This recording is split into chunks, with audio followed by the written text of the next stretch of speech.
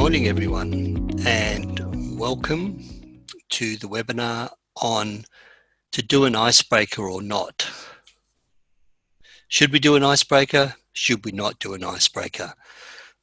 One thing I know is that all of us will have been in a room at some stage where the trainer or the facilitator or the leader of the seminar has done something that has made us feel a little bit awkward. So that's where we've got to be careful with our icebreakers. Do we do an icebreaker or do we not do an icebreaker? And the answer to that question is, it depends. So Peter Dew's my name. I'm a public speaking trainer and coach and a conference speaker. And my passion is helping people like yourselves be more effective, more comfortable, more targeted in the way you go about your spoken word. So welcome everyone, we've just started. A little bit of housekeeping for those who haven't been on a webinar before. Please ask questions as we go. You'll see the question and answer box. I have the dialogue box open. When you type something in, I will see it. Take notes if you wish. Participate through comments as well as questions. And one of the most important things is to think and apply the knowledge to your own circumstances. Are you going to do an icebreaker? Are you going to change the icebreaker you do? Are you going to decide to eliminate icebreakers from this point on? It's up to you, but try and take one or two things away from today just to add a little bit of value to what you do. All right, fairly short webinar today. I hope to get through it in quick time. This is the agenda. Why should we start with an icebreaker? When to use one and when to avoid using one. And then let's say we've decided to go ahead using an icebreaker, 4 strategies to ensure your icebreaker is a success. Please ask questions as we go. And also, in terms of taking your notes, this webinar is being recorded, so the recording will be made available to you. So don't worry if I skip over things a little bit too quickly. So why start with an icebreaker? And what do I mean by icebreakers? We've all had human bingo, where we're given a sheet of paper and we have to walk around, introduce ourselves to people and find if they've been to a particular country. So you want someone that's been to Germany, someone who rides a push bike, someone who plays a musical instrument, someone who speaks multiple languages. And when you filled in and ticked all the boxes, you call that bingo. Find 5 things in common, pair up with someone, have a chat, find 5 things in common. I'm Australian, I speak English, I like red wine. Turn to the person next to you and tell them 3 things. 2 of them are true and 1 is a lie, and then see if they can work out which one is a lie. Doodle portraits. I've had this one done with me where we have a business card, not a business card, a name badge, it's blank. Write your own name on and be as artistic as you wish, and then tell us why the art you've used to portray your name, why this represents you. I would suggest that there are 4 reasons not to start with an icebreaker. Generally, you want to start with an icebreaker to set the scene, to build some trust, maybe create rapport, create some common ground. That's the purpose of an icebreaker. The mistake is that most people don't put purpose in their icebreaker. So use an icebreaker when it links intrinsically to what you're going to be talking about. Use an icebreaker when it is an introduction to what you're going to talk about. Use an icebreaker to set the scene, and it kind of maps out the way forward. So I do public speaking training and coaching. And when I do a public speaking workshop, up front, one of the things I get people to do is to introduce themselves and what do you do? So when I ask you, let's say I'm at a barbecue or a conference and I say, hi, my name's Peter, what do you do? Your response is what we term your elevator pitch, your elevator speech. It's that 20 to 30 seconds that tells people what you do. So as an icebreaker, I ask people to go around the room and tell me what they do. So they introduce themselves and then they come up, I'm a social worker, I work with drug and alcohol affected people. I've been doing this for 10 years. Then as I go through the workshop, I coach them on a good elevator pitch. And then we can compare that first introduction, which was an icebreaker, to what a good elevator pitch should look like. And then the learning occurs as a result of that. So you use an icebreaker when it's intrinsically linked to the content you're going to teach. You use an icebreaker to set the scene for what comes next. My wife works in the area of difficult conversations, and sometimes she starts her workshops with a video of two doctors having really difficult conversations. Then she gets people to talk about the video they've just seen. What did they do wrong? What did they do right? What would you do if you were in that situation? So a little bit of deconstruction, that's the icebreaker. Everyone's comfortable. Then she goes on through the day and talks about how to have difficult conversations, goes back to the video. So it's the basis, or it serves as a basis to introduce the topic, get people comfortable, and then she can deconstruct it and add to it and layer it in her workshop on difficult conversations.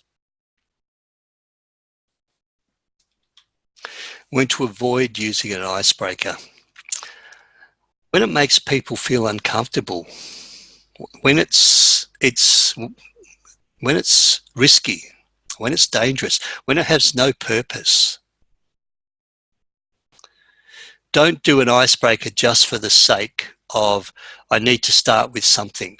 Can everyone in the room have a quick chat, and let's line up across the front of the room who travelled the furthest distance to who travelled the least distance, and we'll just see how that goes. Someone's travelled 2 kilometres, someone's travelled 100 kilometres, and everyone sorts out, what's the purpose of that? So don't use icebreakers just for the sake of using an icebreaker. Don't use an icebreaker because you feel you need to start with something that makes people feel comfortable, makes people share about themselves, if it has no purpose, no relevance, and is not leading on to something bigger.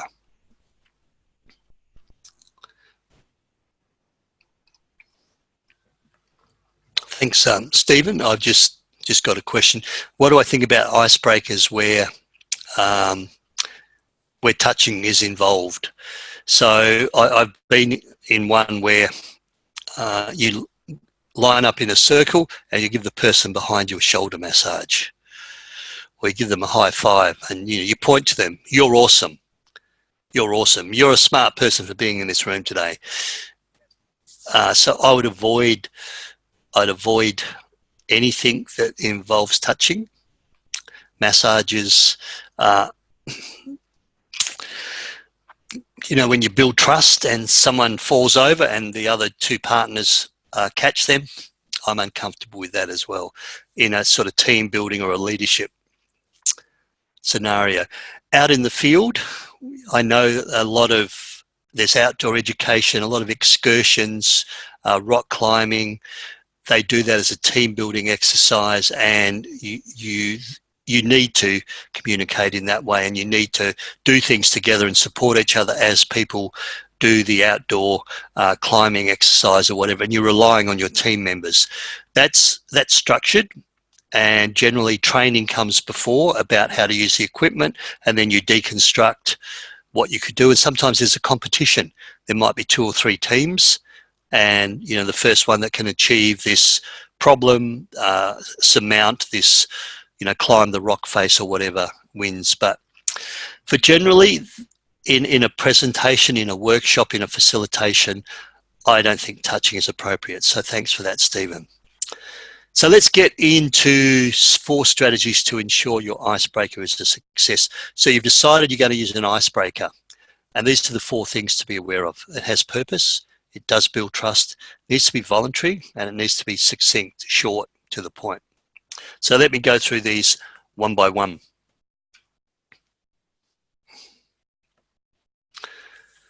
So it needs to have purpose and connect directly to the workshop topic and the learning outcomes.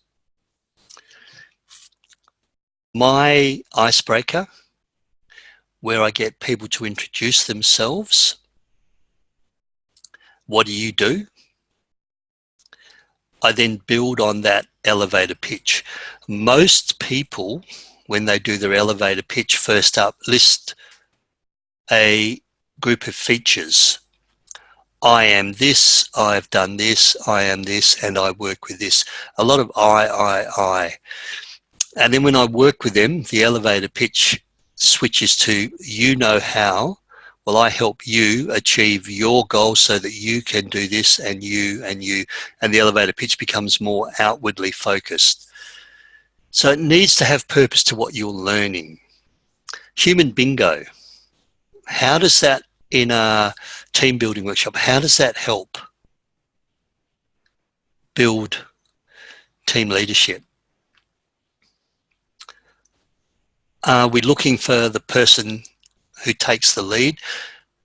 Let's line up from who's traveled the distance, the furthest distance to the closest distance.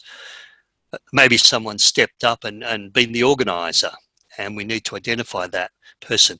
I really don't see the connection between that exercise and the learning outcomes. So when you're thinking about doing an icebreaker, just ask yourself, how does this link to my key learning, to the key outcomes? How does this add value to the workshop, to the people in the room? It might be clever, it might be funny, but if it doesn't link to the outcomes, I and many other people will say, well, that's a waste of time. That's of no value. What are we doing here? And you've lost me as a participant. You're going to have to work really hard to create relevance. And even as you're creating relevance, so you now get into the good content, the nitty gritty, I've still got this disjoint between what was all that about? What was that about? And I'm wondering and wondering and wondering. So if it does have purpose, and it is a little bit quirky, a little bit different, don't leave it too long before you link the purpose to what the lesson, what the learning outcomes are, because I and many others will be still in that disjointed mindset of how does this have relevance? So the video that Violet shows of difficult conversations, she quickly goes in and says, so this is a difficult conversations workshop. We're going to go back to that video during the day as I teach you skills to have your own difficult conversations, so that when you are confronted with a pointy conversation, you'll be more confident and more equipped to deal with that difficult conversation. So make sure you have purpose. That's the first rule to ensure your elevator pitch, your icebreaker is valid and worthwhile.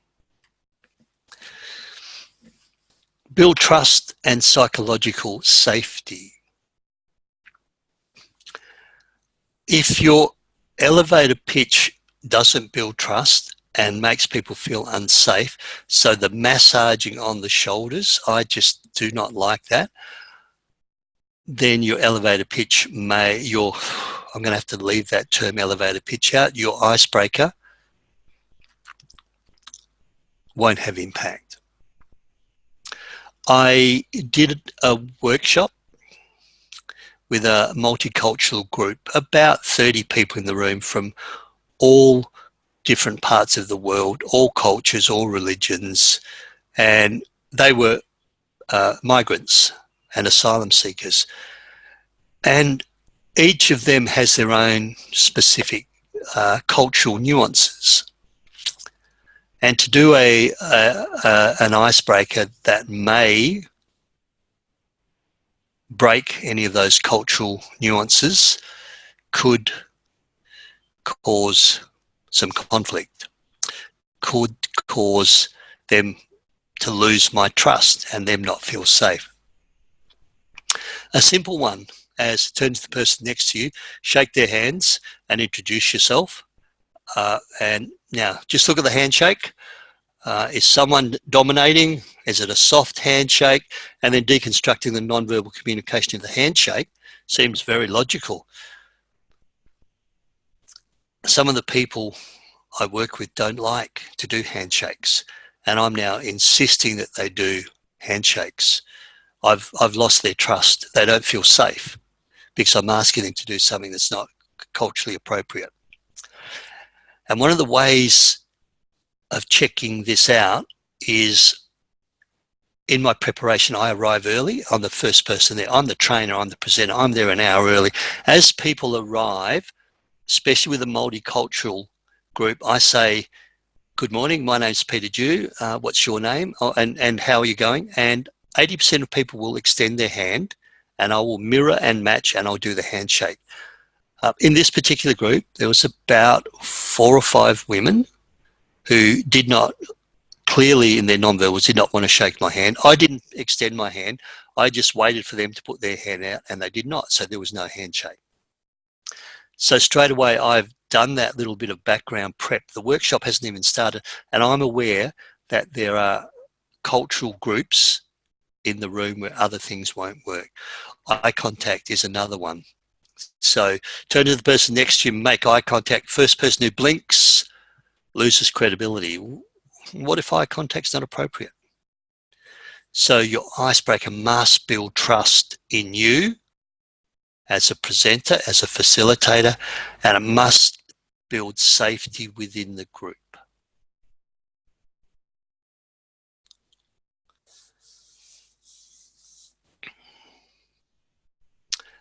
Sarah's just written a question. How do you know these cultural differences, and what's the right way to respond? I guess that's really hard thing to do, and the more workshops I do, I've been doing this for 10 years, the more I'm able to be aware of the different cultural nuances. I haven't mentioned Aboriginal people yet, and they're one group that eye contact is not always appropriate. So I've become more culturally aware from an Aboriginal perspective, and I've worked a fair bit with Muslim women as well, so there's different nuances there, but there's no hard and fast rule.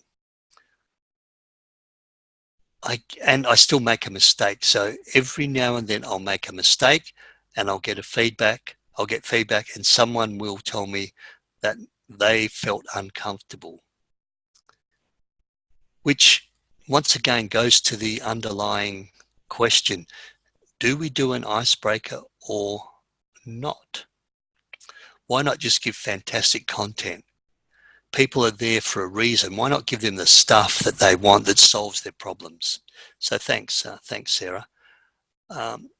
Yeah, I still make mistakes all the time. Not all the time, but every now and then I find out another little nuance. Do I have a business card at my fingertips? Yeah. And while not an icebreaker, you know, the two-handed exchange of business cards, it's just cultural awareness. Even in Australia, if someone from overseas, an Indian, a Singaporean, a Korean, a Japanese, gives you their card with 2 hands, don't reach out with 1 hand and grab it. You would then receive it with 2 hands. That's just a cultural nuance. So the same with your icebreaker. For example, I said one of the icebreakers in my public speaking workshops is tell me a little bit about yourself and what you do. What you do is okay, but tell you a little bit about yourself, doesn't work well with Aboriginal people all the time. And the reason is quite simple. Aboriginal people generally don't like talking about themselves. And what happens is they identify with their family and where they come from. So their mob and their land. So I know who's registered. I know if there'll be some people who are with an Aboriginal background. Even if not, I can generally tell from the conversations I have before I start. So the icebreaker for an Aboriginal group of people is tell me a little bit about where you come from, your family, and what do you do for a living. So we still get into the elevator pitch, but they don't tell them about themselves. It's about, well, I come from Narrabeen, which is Noongar country. My family is. So that's, once again, building trust and creating psychological safety. Be voluntary, and if anyone wishes to pass, then that should be offered as an option. Don't force someone to do something. This lady's got the microphone. What if the facilitator shoves the microphone to you randomly and says, right, can you introduce yourself and what do you do? So with that, I preface my elevator, my icebreaker, by saying, so I'm going to get you all to introduce yourself. Tell me a little bit about what you do. If you don't want to at this stage, that's fine. It's perfectly okay to say, do you mind if I wait a while? But the purpose of this exercise, so I go back to purpose, is later on we're going to build you a really good elevator pitch. I've been at workshops, facilitations in a U shape. And most of you out there know that I stutter. And the facilitator said, right, let's go around and introduce ourselves one by one. And I happened to sit at the wrong end of the U shape and I was coming up last. And about 2/3 of the way around, someone stuttered. Oh dear, there's another person who stutters in the room. And as they're coming around to me, I stutter badly, I look like an idiot, and the other guy who stutters, he's looking at me. Does this guy really stutter, or is he just taking the mickey out of me? Of course, I would never do that, but really awkward. And I would have loved to have had the option to pass. And sometimes I have in the past, I have said, I'll pass. And the facilitator looks at me and says, what, you won't introduce yourself and say your name and what you do? No, I'll pass. The reason is potentially my stutter used to be so bad that nothing would come out and I would feel really embarrassed. So make sure your icebreaker is voluntary. Offered as an option.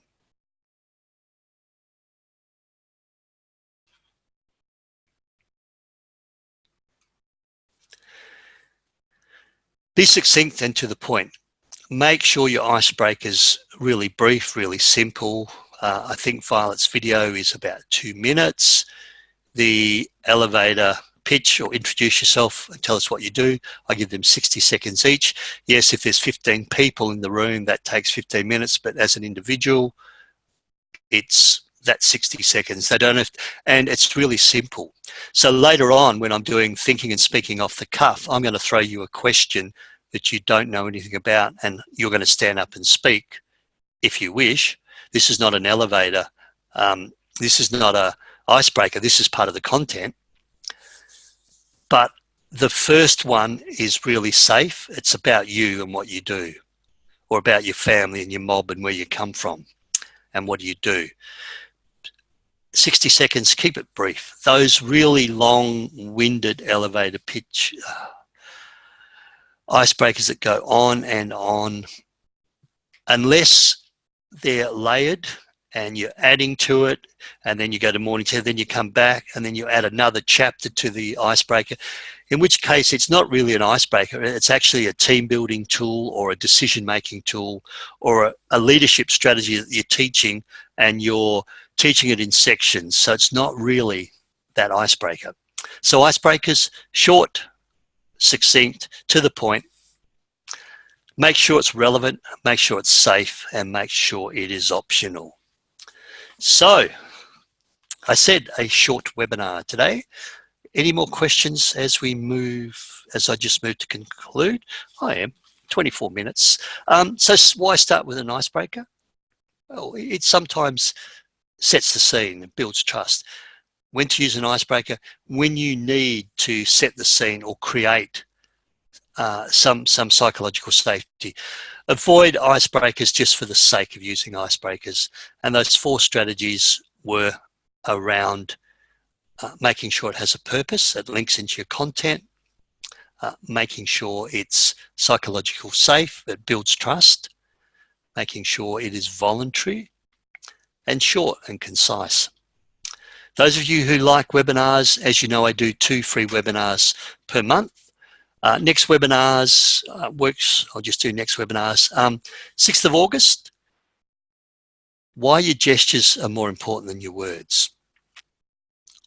Maybe not in webinar land where you're looking at just my head and listening, watching my slides, but on the platform, your gestures are so important. Consistency builds trust. Inconsistency breeds distrust. How consistent are you in your message, in your purpose, in your call to action? Workshops all around Australia, Sydney, Melbourne, Perth, Darwin. You know how to find them. They're on my website,